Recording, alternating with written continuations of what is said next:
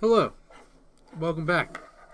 It's been, 3 or 4 weeks since I've done a video. I don't even know what session we're on now, like 5 or 6, 7 maybe. I don't even know.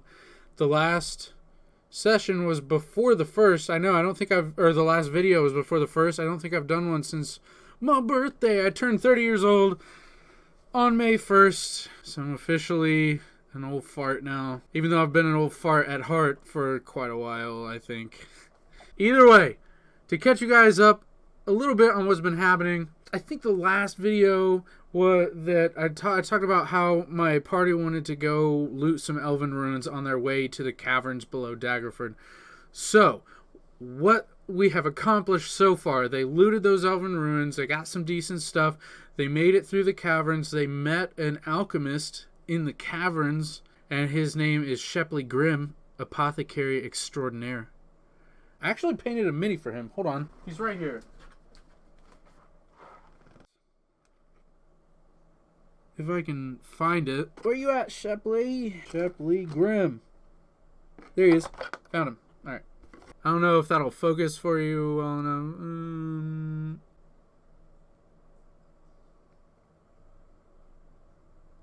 Yeah! So yeah.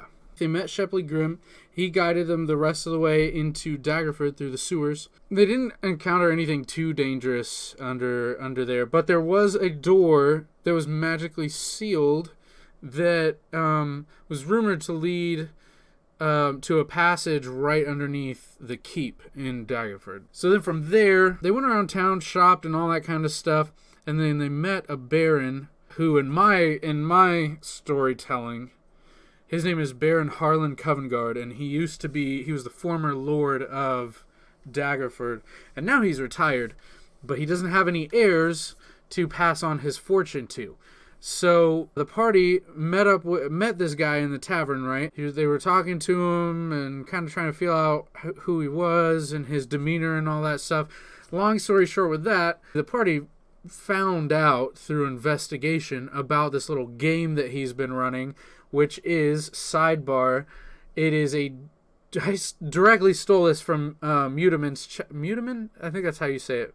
Mutamin? Whatever. From Neverwinter Nights, some of you might know. Basically, it's a Funhouse dungeon, so there's all sorts of beasties and traps and all, stuff like that, puzzles and stuff for them to get through, and if they reach the end alive, they will receive part of the Baron's fortune. As an added bonus, the Baron agreed to tell them how to enter that sealed door underneath in the caverns to go to the keep if they pass the test of what I call Harlan's Gambit instead of Mutamin's challenge, because, Mutamin is not in my game. So they couldn't bully him into giving away how to open the sealed door, because he's the only other one that would know how to open that door. This is his mindset. If they didn't succeed at overthrowing the Lord, but they knew that the adventurers came through that passage, then his life would be at stake. So, in his mind, if they passed the challenge of his gambit, they would not only get a piece of his fortune, but they would also prove themselves worthy adversaries to overthrowing this Lord of Daggerford that's been oppressing them. He'll have more faith in their abilities. So that's where they're at. They have made it through the first floor of that little dungeon. There's not much to talk about with that. I don't know. I had that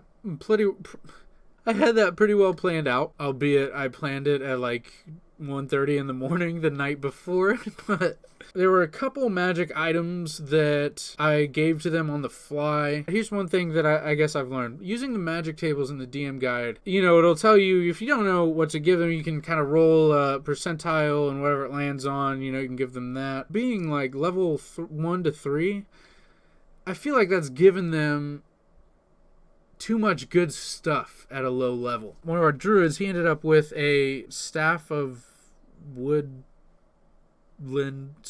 woodlands. I think it's staff of the woodland staff of the wilds. I can't remember, but that thing is, if I hadn't nerfed it at all, it would have been just redonkulous, like insanely powerful and worth a lot.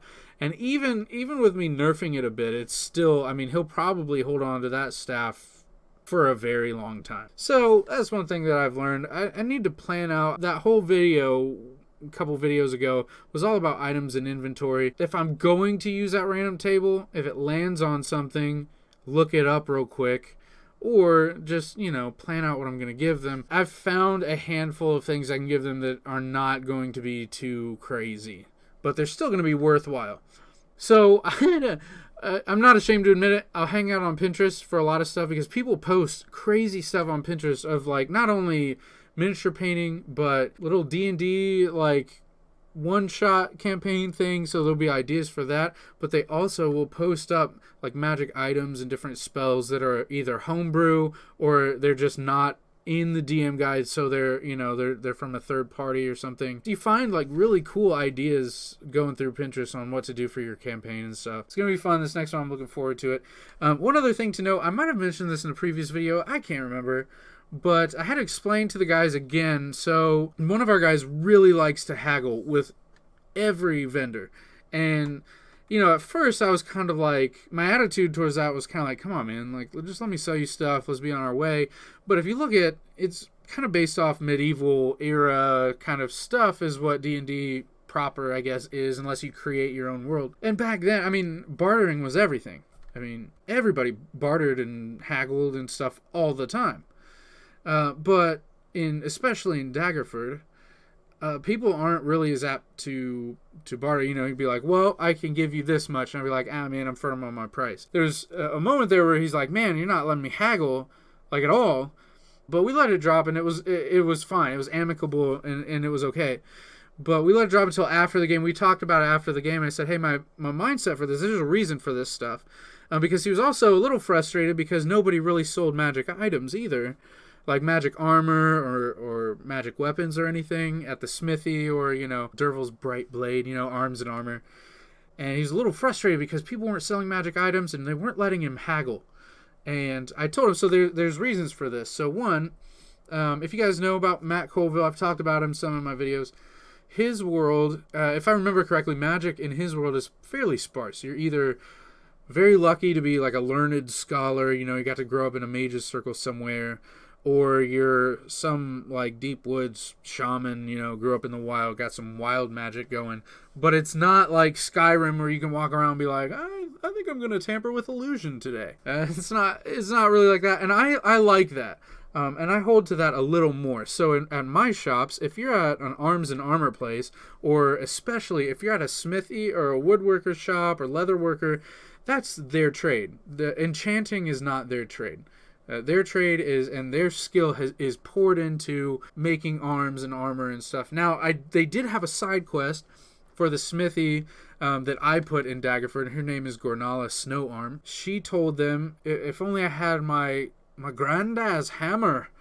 If only I had my granddad's hammer, I could make such great armor, And so they went on a little side quest and retrieved that from some bandits that were kind of set up camp in the barrows outside of town. She promised them something from her, dwarven craft that she can do with this hammer. So, but that will come later. But other than stuff like that, people like woodworkers, smithies, all that kind of stuff, leather workers, they're not magicians, they're not enchanters. But I told them there is a shop there, and it's manned by a certain Mariana Grin. That's with an N. Not to be confused with Shepley Grimm. Actually, in my little layout of the town, their shops are like right across the street from each other. And so when Mariana introduced herself, she was like, I'm Mariana Grin, not to be confused with Shepley Grimm. We are not related. That was the first thing she said to my party, because she was like, I get this all the time. Like, we're not related. So that was a little quirk that I gave her. But she has a shop of magical wares and whatnot, and she can enchant things for a price. So to me, that makes sense. If you want enchanted leather armor, go buy leather armor, then go to the enchantress and have her do that.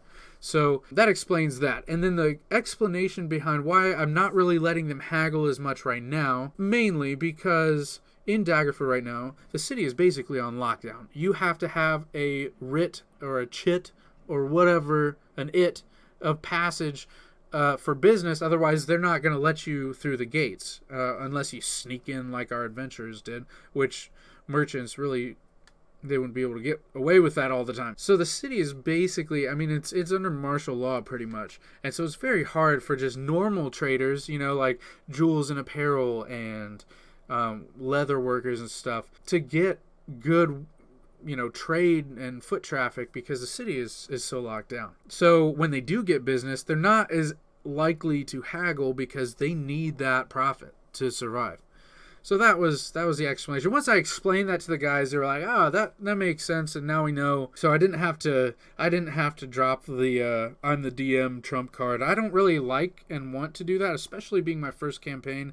I don't know as much as some of the players because they played more. Anyways, it's fun to make a video again. I'm glad to be back. Thanks for abiding the break, and I will talk to you later. Peace.